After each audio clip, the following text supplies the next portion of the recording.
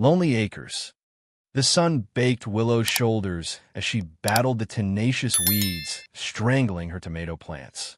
Lonely Acres, a sardonic name she'd given the farm inherited from her uncle, echoed her solitude since Thomas's passing.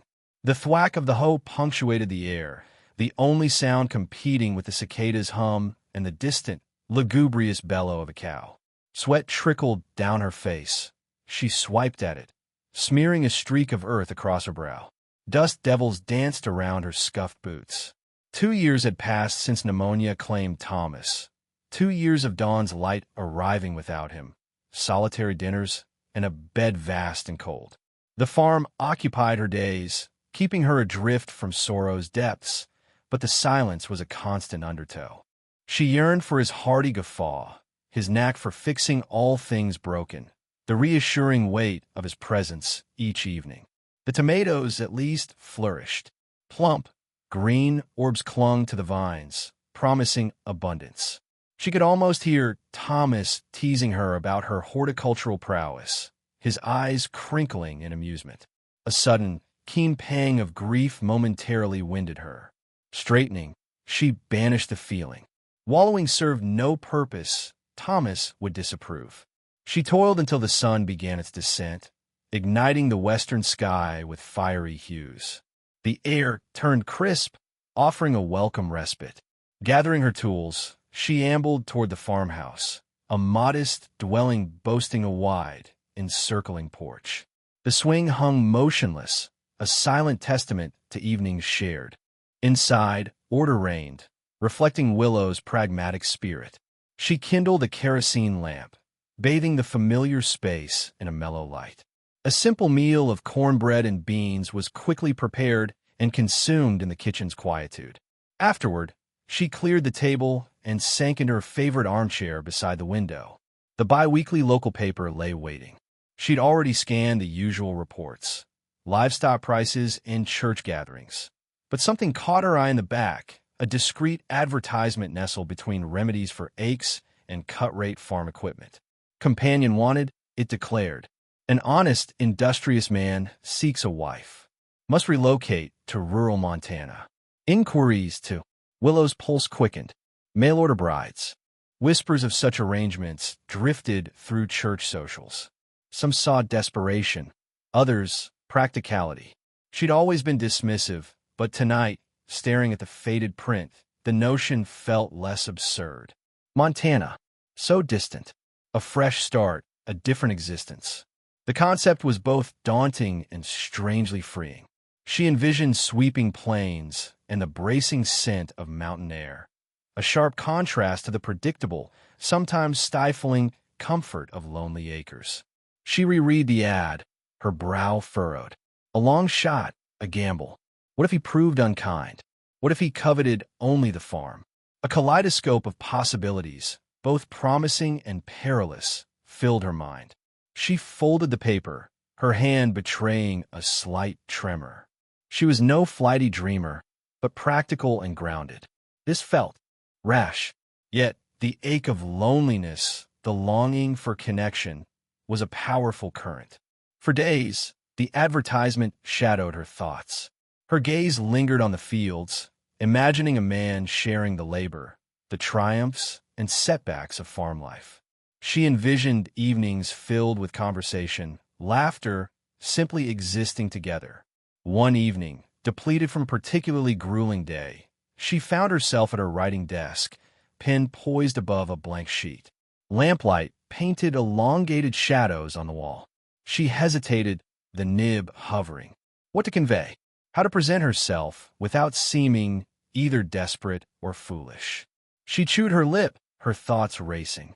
Finally, she commenced to write, carefully selecting each word. She depicted her farm, her life, her principles. She acknowledged her solitude, yet emphasized her strength and resilience. Eschewing romanticism, she spoke candidly of the toil and tribulations of solo farming. She voiced her desire for a partner, someone with whom to share her life, to construct a future. She concluded with a modest request, a photograph and a return letter detailing his own story. Sealing the envelope, She addressed it to the Montana post office box. A tremor ran through her hand as she affixed the stamp. It was done. She'd taken the plunge. She carried the letter to the roadside mailbox, the crunch of gravel her only accompaniment. The moon bathed the landscape in silver. As she deposited the letter, a wave of anticipation mingled with trepidation. She had sent a piece of herself into the unknown, hoping for connection, for a chance at a different destiny. Only time would unveil the outcome. She gazed at the stars, a silent supplication escaping her. Please, let this be right. A letter and a hope. A miniature cyclone waltzed across the arid expanse of Willow's front yard, just as Earl's postal jeep shuddered to a stop. He always arrived during the day's most oppressive heat, the poor man. He offered a wordless nod from under his cap before depositing the day's scant offerings. Willow waited for the dust cloud to settle before stepping out. A seed catalog, a bill that needed settling, and a letter. Its thinness surprised her. The paper, an antique ivory, felt worn smooth. The typed address leaned precariously to one side, the postmark from some mountain town in Montana whose name barely registered. A nervous flutter quickened her pulse. Could this be it? She retreated to the cool shadows of her kitchen, the letter resting on the table like a captured moth. Settling her spectacles on her nose, she carefully broke the seal. Inside, a single page confronted her, the typed words stark against the aged paper. Mrs. Willow Creekmore, in response to your inquiry, I am confirming my availability and sincere interest in exploring a potential companionship. I am Silas Blackwood. The declaration was concise, unadorned. Willow peered closer, her gaze snagging on a thumbprint smudge near the bottom. I am a carpenter, proficient in building and repair. My experience extends to all aspects of construction, from foundational work to intricate detailing. References are available, though I must acknowledge my past is involved. I seek a clean slate, an opportunity to apply my abilities and begin anew in a place unburdened by prior errors. Willow's brow furrowed. Involved? What did that entail? Financial misfortune? A messy separation? Or something more sinister lurking beneath the surface? A prickle of doubt threatened to deflate her burgeoning hopes. The letter continued, the tone shifting subtly. I appreciate the demands of agricultural life, and I'm no stranger to exertion. I am keen to acquire new skills and contribute to the operations of your farm. I am a man of my pledged word, valuing honesty and rectitude above all else. Should you be willing to see past my shortcomings, I believe we could forge a mutually beneficial arrangement. I await your reply with eagerness. Sincerely, Silas Blackwood. Willow reread the missive, a crease forming between her eyes. The man was certainly direct. She valued his apparent candor, but that mention of shortcomings lingered like a discordant note, casting a shadow on the bright prospect of renewal. She conjured an image of him, Silas Blackwood. A craftsman, strong hands, roughened by years of handling lumber, a face weathered by sun and experience, perhaps even marked by regret. Was he lanky or stout? Did his eyes possess a spark of kindness? She envisioned him bent over a workbench, meticulously shaping wood, his expression one of intense focus. Then she pictured him standing on her porch, a stranger carrying a valise, his gaze filled with a blend of anticipation and trepidation, mirroring her own. A sudden shiver traced its way down her spine, at odds with the room's warmth. This was concrete, no longer just a whimsical notion. This was a human being with a history, with imperfections, with necessities, offering himself as a possible partner. The scent of sun-baked soil and dry grass wafted through the window, a familiar comfort. Willow closed her eyes, summoning the memory of Thomas, his laughter, his tender touch. A wave of guilt washed over her. Was she dishonoring his memory? But Thomas was gone, and she remained, isolated, the farm's silence pressing down like a shroud. She craved companionship, someone to help shoulder the workload, the burdens, the unending, desolate evenings. Someone to converse with, to share laughter, simply to be present. Silas Blackwood with his involved past, held that potential. A chance to break free from the suffocating embrace of grief and solitude. A chance to cultivate something fresh, something distinct. Willow opened her eyes, a spark of resolve gleaming within them. She would respond. She would probe his past, inquire about his shortcomings. She would proceed cautiously, with eyes wide open. But she would not dismiss him out of hand. Not yet. A solitary sunbeam sliced through the dusty glass, illuminating the letter on the table. A letter, and with it hope. A delicate, uncertain hope, but hope all the same. And in the parched landscape of her life, hope was a treasure beyond measure. Arrival in rags. The stagecoach was behind schedule. Willow instinctively glanced at the sun, a habit inherited from her father, a man intimately bound to the land's rhythms. She waited on the parched earth that constituted Harmony Creek's stage stop, the brim of her bonnet shielding her gaze. The sweet fragrance of meadow blossoms drifted on the air, a sharp contrast to the uneased churning within her. She smoothed her best blue dress, simple cotton, yet far superior to her workday attire, and had even indulged in lavender water, a forgotten luxury since Thomas's passing. A plume of dust heralded the coach's approach, the clatter of wheels growing louder. Willow squared her shoulders, striving for a composure she didn't possess. This was the moment. Silas Blackwood was arriving. The stagecoach lurched to a halt, its teams steaming and blowing.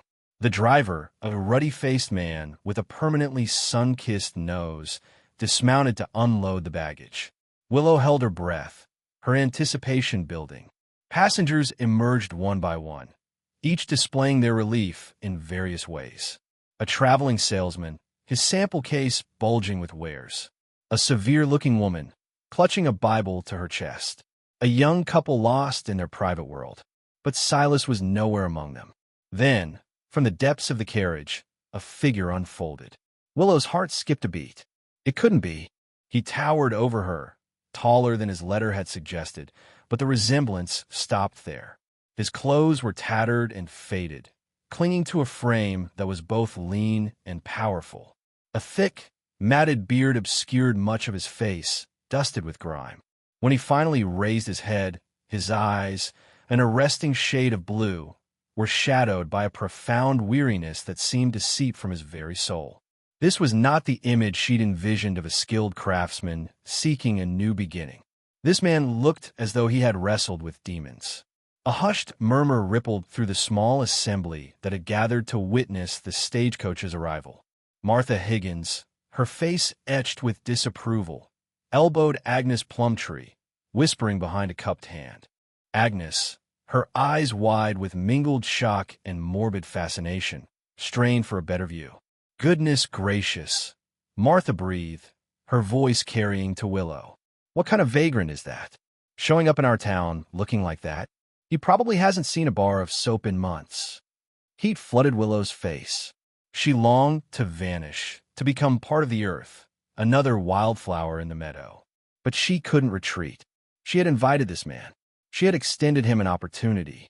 Silas Blackwood, if indeed it was him, remained still, seemingly oblivious to the stares and whispers. He carried nothing, save the clothes on his back and a small, worn leather pouch slung over his shoulder. Finally, his gaze locked with Willow's, his blue eyes reflecting a flicker of something indecipherable. Trepidation? Defiance? Humiliation? He took a hesitant step forward, his movements stiff and uncertain. The silence hung heavy, broken only by the snorting of the horses and the muffled whispers of the townsfolk. Willow Creekmore. His voice was gravelly, barely a murmur, as if unused for days. She swallowed, forcing herself to meet his gaze. Despite the shock, despite the judgmental eyes upon them, she detected a spark, a remnant of the man she had perceived in his correspondence, a man longing for solace, for a second chance. "Yes," she replied, her voice trembling slightly. "I'm Willow." Martha Higgins's gasp was unmistakable. "Willow Creekmore? Well, I never." Willow ignored her. She drew a deep breath and offered a small, tentative smile. "Welcome to Harmony Creek, Mr. Blackwood." First impressions. Willow straightened her spine, a shield against the gossamer web of whispers spun in their wake as she guided Silas down Main Street. Martha Higgins, a gargoyle perched before the general store, radiated disapproval, her mouth a rigid line etched into permanence. Willow refused her the satisfaction of acknowledgement, anchoring herself to the presence beside her. Oblivious, or perhaps simply indifferent, Silas scanned the parched earth underfoot. He moved with a quiet resignation, each footfall deliberate, and a heavy, stagnant quiet filled the space between them. At the Creekmore land, Willow indicated the farmhouse, its once vibrant facade now flaking under the assault of the sun. "It's humble," she conceded, her voice a strained thread. "But it's home." Silas finally raised his gaze, his eyes, the gray of weathered stone, taking in the dwelling, the outbuildings, the expansive fields beyond. "It has good bones," he observed, his voice a low rasp, like pebbles shifting in a dry riverbed. Willow offered a brittle smile. "My husband used to say that." Inside, the air hung still and cool, a respite from the glare outside. Willow ushered Silas into the cramped parlor where floral wallpaper had long surrendered its color. "Let me get you something to eat," she proposed, "and then we can talk." As Silas consumed the bread and cheese she'd thrown together, Willow studied him, struggling to reconcile the flesh-and-blood man with the phantom she'd sculpted from his correspondence. The work-worn hands that now cradled the bread with such gentleness, the deep-set grooves around his eyes, suggested a life continents away from the quiet artisan she envisioned. "Thank you," Silas murmured, breaking the silence that had begun to feel like a tangible thing. He wiped his mouth with a calloused hand. "It's welcome." "So," Willow began, her voice trembling slightly. "The barn roof. It's in dire need of repair." Silas inclined his head. "I noticed it from the road. The west side took the brunt of something." "A spring storm," Willow explained, the memory surfacing like a dark bloom. "My husband, he kept meaning to get to it, but—" Her voice dwindled. "I'll have a look," Silas replied, pushing back from the table. "Now!" Willow followed him out, the screen door snapping shut behind them. The heavy fragrance of honeysuckle and freshly cut hay hung thick in the air. She gestured toward the barn, its time-worn planks a testament to the relentless passage of seasons. "Be careful," she cautioned, watching Silas approach the weathered structure. The latter's seen better days. He offered no response, but tested each rung gingerly before beginning his ascent, each movement economical. Once atop the roof, he traversed the damaged section, meticulously examining the shattered shingles and exposed framework. From below, Willow observed, a knot of anxiety tightening in her stomach. What if he couldn't manage it? What if this gamble had been a catastrophic miscalculation? Then, he commenced his labor. His movements became purposeful, his hands unerring as he extracted the ruined shingles and measured replacements. The sound of his hammer resonated through the tranquil afternoon, each strike precise and resolute. The sounds, clean and sharp, instilled in Willow a strange and unexpected sense of reassurance. Hours dissolved. The sun began its descent, bathing the landscape in fiery hues of tangerine and violet. Still, Silas toiled, his silhouette a stark outline against the fading canvas of the sky. Finally, as twilight embraced the valley, he descended from the rooftop, his face dusted with grime, stray hairs clinging to his brow. He approached Willow, the ghost of a smile gracing his lips. "It'll hold," he declared, his voice raspy but satisfied. "Patched her up good."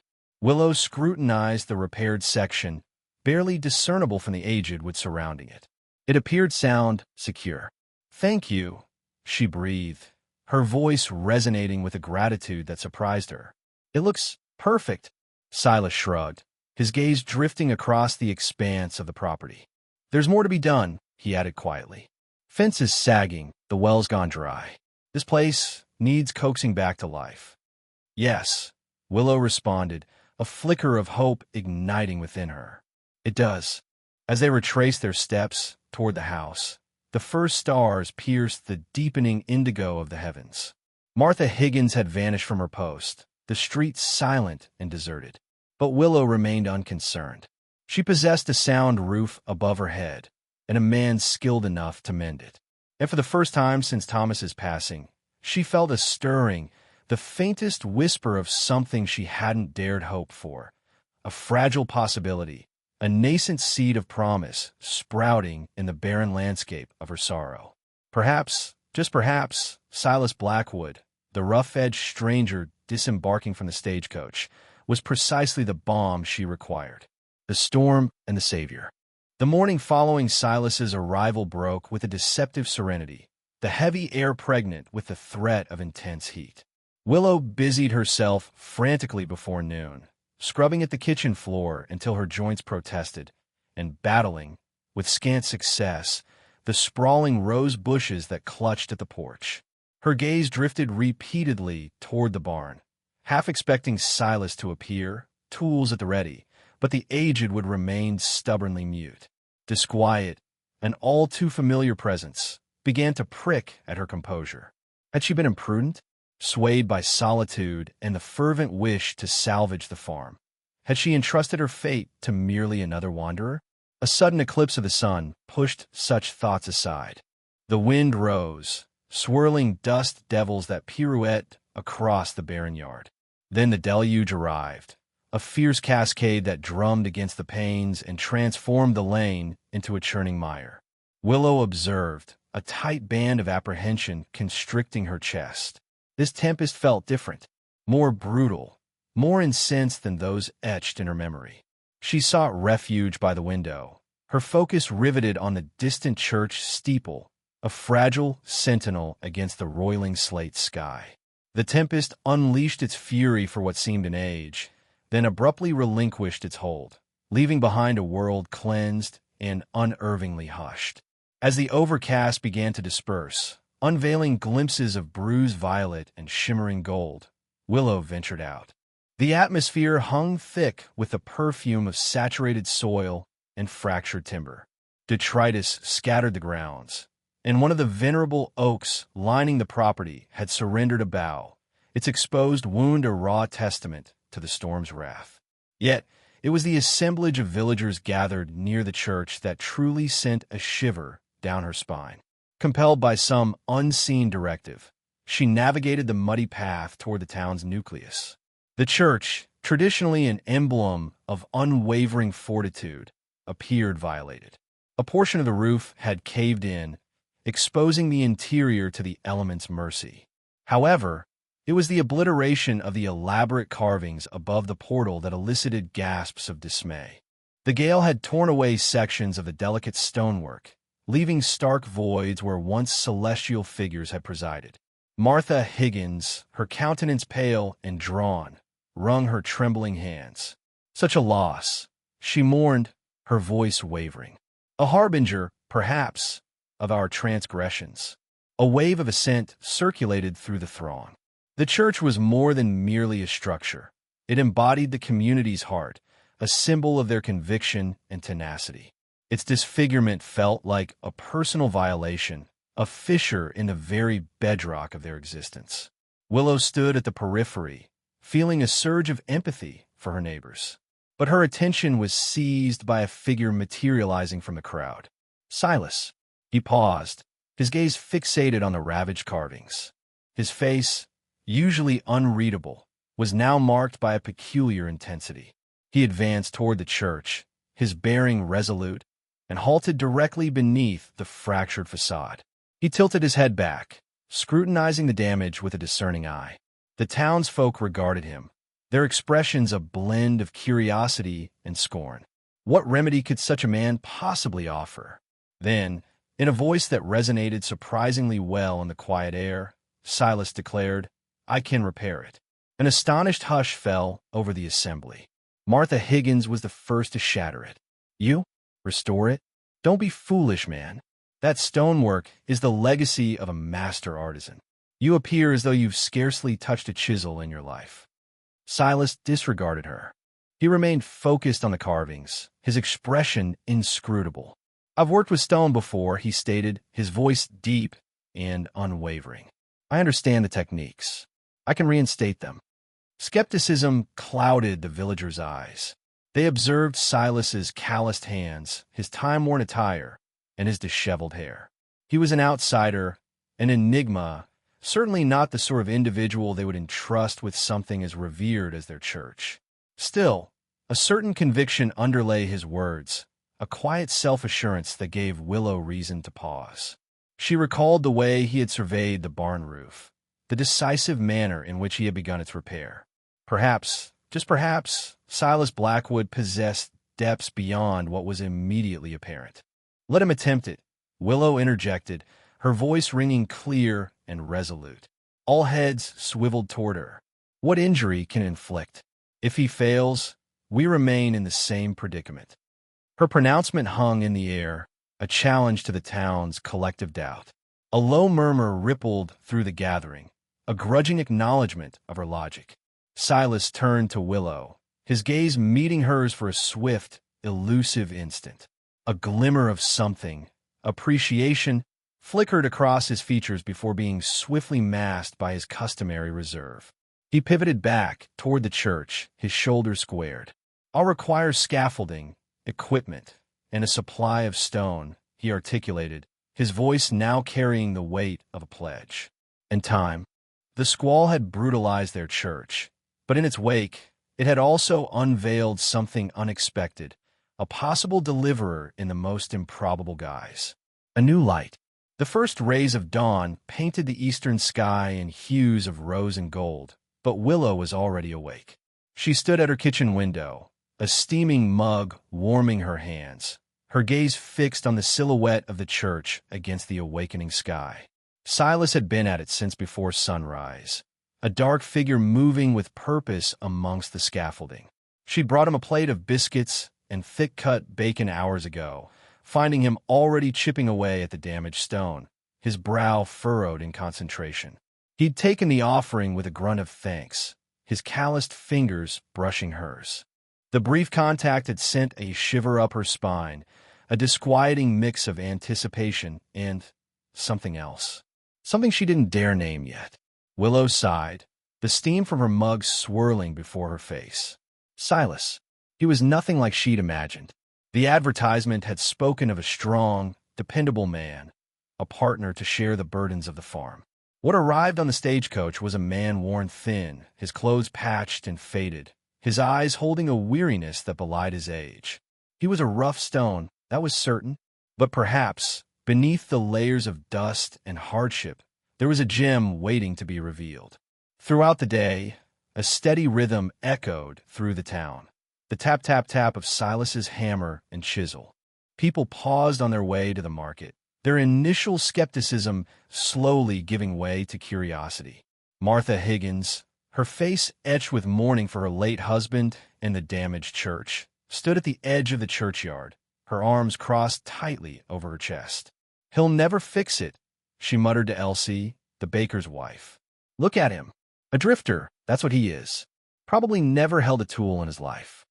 Elsie, ever the optimist, just hummed non-committally, her gaze fixed on Silas. "He's certainly working hard, Martha, and Willow seems to have faith in him." As the days turned into nights, Silas continued his work, fueled by Willow's steady supply of food and, perhaps, something more. He worked by the light of lanterns strung from the scaffolding, his shadow dancing against the ancient stone. Slowly, painstakingly, the damaged carvings began to take shape again. A missing wing on an angel, a chipped corner of a saint's robe, a broken hand reaching for salvation, all restored with meticulous care. One evening, Willow found him hunched over a particularly intricate section, his face illuminated by the lantern light. He didn't notice her approach until she was standing right beside him. "You haven't slept in days," she said softly, her voice laced with concern. Silas straightened up, wincing as he stretched his stiff back. "Almost done," he rasped, his voice hoarse from disuse. "Just a few more details." He held up a small stone carving of a dove, its wings outstretched in flight. It was exquisite, a testament to his skill and patience. "It's beautiful," Willow breathed, reaching out to touch the smooth, cool stone. Silas met her gaze, his eyes, usually shadowed and guarded, now reflecting the warm glow of the lantern. For a moment, they stood in silence, the only sound the gentle rustling of leaves in the nearby trees. The following Sunday, the church bells rang out, their sound clear and strong, a stark contrast to the muffled peals of recent weeks. The townsfolk gathered, their faces filled with a mixture of anticipation and apprehension. As they entered the church, a collective gasp rippled through the crowd. The damage was gone. The carvings had been restored, not just repaired, but brought back to their original glory. The saints seemed to smile down upon them. The angels sang with renewed fervor. Even Martha Higgins couldn't help but stare in awe, a tear trickling down her weathered cheek. After the service, a small crowd gathered around Silas, their faces filled with gratitude and admiration. They offered him handshakes, pats on the back, and words of thanks. He stood awkwardly, his cheeks flushed and used to such attention. Willow watched from a distance, a warm feeling spreading through her chest. She had seen the potential in Silas, the hidden talent and the quiet strength. Now the rest of the town was seeing it too. As Silas looked up and met her gaze, a faint smile touched his lips. It wasn't a wide, beaming smile, but a small, subtle curve that spoke volumes. In that moment, Willow knew that she hadn't just hired a farmhand or a stonemason. She had found something much more valuable, a partner, a friend, and perhaps something she still dared not name. The church stood bathed in the afternoon sun, a testament to the power of hope, the beauty of redemption, and the transformative power of a new light shining on a man who had long lived in the shadows. A choice of hearts. The waning sun cast long shadows across the kitchen, gilding the time-worn table with a veneer of warmth. Willow smoothed her apron, anticipation a tight coil in her belly, a tray of newly made lavender soap scenting the air behind her. Silas' return was imminent. She'd cautioned herself against expecting some grand transformation, yet a subtle yearning had taken root, a hope for a man softened, perhaps, by his travels. The staccato beat of approaching hooves shattered her reverie, an irregular rhythm distinct from the stagecoach's lumbering gait. Disappointment pricked her as Mayor Sterling, dapper in his bespoke suit, dismounted at her gate, a practiced cordiality etched on his face. "Willow, a glorious afternoon. Wouldn't you agree?" "Mayor," she responded, forcing a pleasantry as she opened the door. "What brings you by?" He doffed his hat, revealing meticulously groomed silver hair. "Just a friendly call, checking in, seeing how you're managing." A flicker of something akin to concern softened his usually shrewd gaze. "This farm is a considerable burden for a woman alone." Willow's spine stiffened. "I manage perfectly well. Doubtless, my dear, but wouldn't life be simpler with a partner?" He advanced, his voice a honeyed whisper. "Willow, I've long admired your strength, your capability. You deserve the finer things. I can offer comfort, security, freedom from the drudgery of this land." He reached for her hand, and she flinched. "Mayor, I consider it." "Willow," he pressed, his grip firm. "No more aching labor, no more anxiety over the harvest. A life of ease by my side. We could be good together." The proposition hung between them, cloying and unwelcome. A life of ease, a siren's song she'd once craved. But staring into the mayor's calculating eyes, she felt only a chilling void, a hollowness unrelated to her past grief, a deficit of something essential. The distant growl of the approaching stagecoach intruded, puncturing his persuasive spell. "Mayor, I appreciate the offer," she said, gently extricating her hand. "But I require time to reflect." A brief cloud crossed his features. "Of course, my dear. Take all the time you need. But don't delay unduly. Such opportunities are rare." He resettled his hat, his gaze hardening. "I'll be in touch." He turned and swiftly mounted his horse, departing with an agility that belied his years. Watching him go, Willow felt a tempest of conflicting emotions. The stagecoach rattled into view, its brakes protesting with a drawn-out squeal. And then she saw him, framed against the fiery sunset. Silas. He seemed transformed. Not refined, not polished but undeniably altered. The lines bracketing his eyes were deeper, more pronounced. His clothes were road-worn, coated in dust, a simple satchel his only luggage. But a quiet self-assurance emanated from him, a resolute light in his eyes that hadn't been there before. Unnoticed, Silas watched her conversation with Mayor Sterling. He'd overheard the mayor's proposition, felt the crushing weight of his own perceived inadequacy settle within him. He knew he couldn't promise Willow extravagance, comfort handed to her on a silver platter. He had only his labor, his calloused hands, and a hesitant affection he wasn't certain he had the right to harbor. Perhaps he should simply vanish, melt back into the shadows, before his presence complicated her life further. He caught the faint shadow of disappointment in her expression as she assessed him, the inevitable comparison to the mayor's wealth and refinement flickering in her eyes. It nearly broke him. But then a smile touched her lips. A small, uncertain smile, but a smile nonetheless. And in that instant, he knew he couldn't leave. Not yet. He started toward her, each step measured, each breath a mixture of hope and apprehension. The decision, he understood, rested with her. And whatever she chose, he would accept it. But he would also fight for her. In his own quiet, unassuming way, he would fight for a chance to prove his worth. Worth more than riches.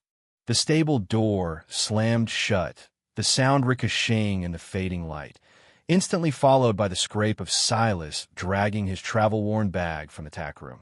From the kitchen window, Willow's gaze remained fixed on him, her hands clenching her apron, forgotten potatoes languishing in their bowl. His movements, usually fluid and easy, were now sharp, almost robotic. He was leaving. The truth slammed into her with brutal force, stealing her breath. He hadn't even settled in. Stagecoach grime still coated his well-worn coat, an obvious contrast to the polished sheen of Mayor Sterling's attire that afternoon. Had Sterling's offer driven him away? Had her stunned silence sealed his fears, that she secretly craved more than he could provide? Willow worried the rough fabric of her apron, seeking meager comfort. She couldn't let him go without a word. She simply wouldn't.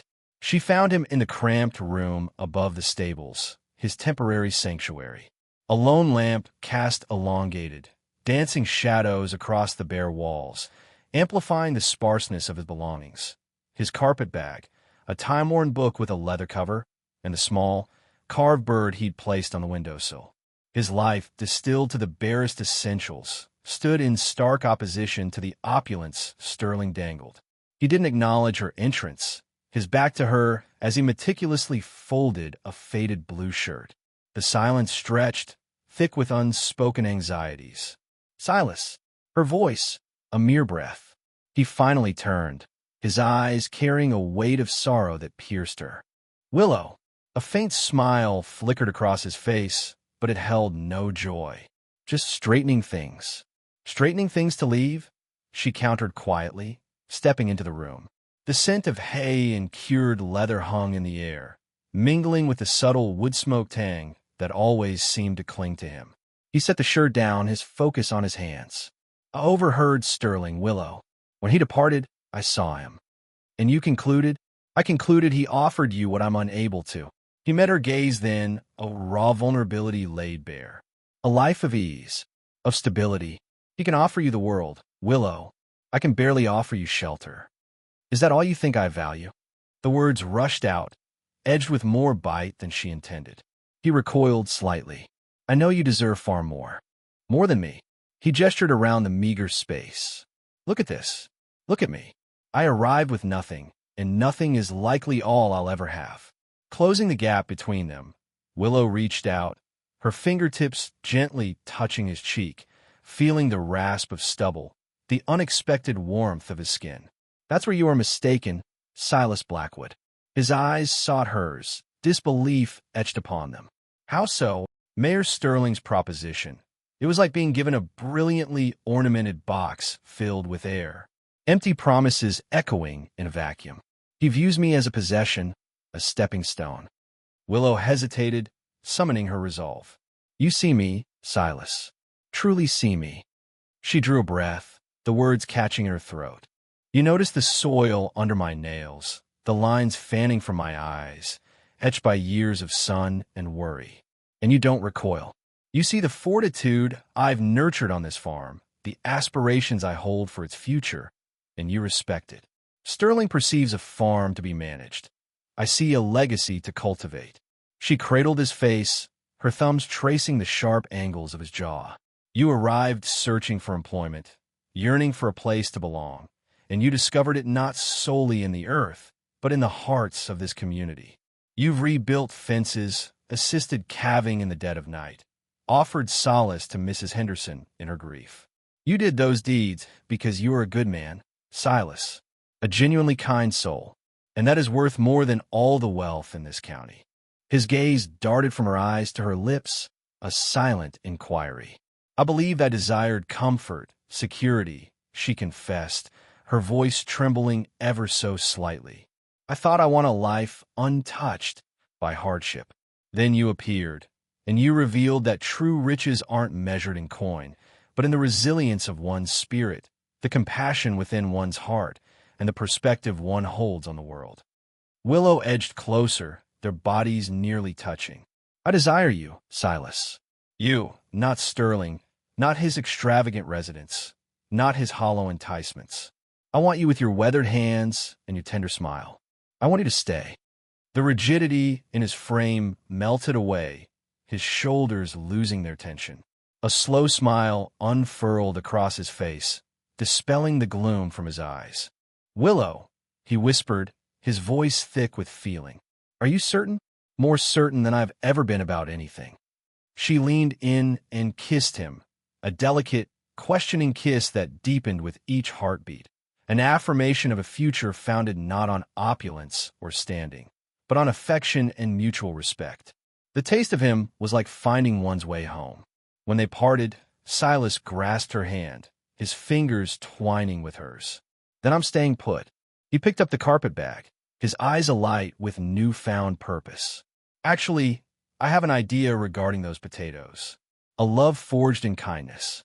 The whispers started subtly, little eddies of gossip swirling around the general store, clinging to the edges of conversations at the town well. Mayor Sterling, nursing his bruised ego, had found a new weapon, Silas's past. He couldn't win Willow's hand through honest means, so he would try to tarnish the man who had. Did you know he was practically penniless when he arrived? Sterling's voice, carefully pitched to Carrie, drifted across the mercantile. Claims to be a businessman, but where's the proof? Likely running from something, if you ask me. Willow heard it all. She tried to ignore the insidious doubts that Sterling's words planted. Silas was a hard worker, kind and considerate. But the nagging questions persisted, like a persistent fly buzzing around her head. What had he been before he arrived in Havenwood? One evening, she found Silas mending a broken fence post near the south pasture. The setting sun cast long shadows, painting the fields in hues of gold and amber. She watched him for a moment, his brow furrowed in concentration, his calloused hands moving with a practiced ease. He looked up, a genuine smile lighting his face. "Evening, Willow," he said, his voice warm and gentle. "Silas," she replied, the word catching slightly in her throat. She took a deep breath. "There are rumors." His smile faded. He knew. He'd seen the sideways glances, felt the subtle shift in the town's attitude. "Rumors?" he asked, his voice carefully neutral. "About your past," she pressed. "About why you came here." He sighed, setting down the hammer. He wiped his brow with the back of his hand, leaving a smudge of dirt on his forehead. For a long moment, he simply stared out at the fields. "It's true," he said finally, his voice low. "I wasn't always like this." He gestured to his worn clothes, his calloused hands. "I had a business, a good one, a shipping company. I had money, a house in the city, all the trappings of success." Willow waited, her heart pounding in her chest. Then, he continued, "There was a fire, a terrible one. It destroyed half the docks, ruined dozens of businesses, left families destitute. I could have rebuilt, salvaged what was left for myself. But I couldn't. I couldn't turn my back on those people. I used everything I had, every last penny to help them rebuild, to get them back on their feet. He looked at her, his eyes filled with a quiet pain. When it was all over, I had nothing left, just the clothes on my back and a clear conscience. I left the city, hoping to find a place where I could start over, where I could be useful. Willow stared at him, speechless. Sterling's whispers had painted a picture of a man running from something shameful. The truth was so much more profound. He had sacrificed everything for others. "Why didn't you tell me?" she asked softly. He shrugged. It didn't seem relevant. What mattered was what I could offer you now, not what I had lost. That evening, at the town meeting, Mayor Sterling seized his opportunity. He launched into a carefully constructed speech, full of veiled insinuations and thinly disguised accusations. He spoke of the importance of knowing who you were dealing with, of the dangers of trusting strangers. Willow had heard enough. She stood up, her voice ringing out in the suddenly silent room. "Enough, Mayor Sterling," she said, her voice clear and strong. "I know Silas Blackwood's past, and I am proud to stand beside him." She recounted Silas's story, the story of his sacrifice, his selflessness. A hush fell over the room. Even Martha Higgins, notorious for a sharp tongue, looked impressed. When Willow finished, she met Silas's gaze, a silent promise passing between them. Martha Higgins spoke first. "Well, I'll be," she said, her voice uncharacteristically subdued. "A man who gives away his fortune to help others, that's a rare thing indeed." A murmur of agreement rippled through the crowd. Sterling sputtered, his face red with anger and frustration. He tried to regain control, but the tide had turned. The townspeople, initially swayed by his whispers, now saw Silas in a new light. The wedding was held in the newly repaired church, a testament to Silas's hard work and the town's newfound unity. Willow wore her mother's dress, altered to fit her perfectly. Silas stood tall and proud, his eyes shining with love. The air was filled with the scent of wildflowers and the sound of laughter. As they exchanged vows, Willow knew she was making the right choice. Silas wasn't wealthy, he wasn't influential, but he was kind, honest, and good. Their love was forged not in gold or status, but in shared labor, mutual respect, and a deep, abiding affection. The future wouldn't be easy. There would be challenges, hardships, and moments of doubt. But they would face them together, hand in hand, building a life founded on true worth, a life built on kindness. And that, Willow knew, was a foundation that would endure.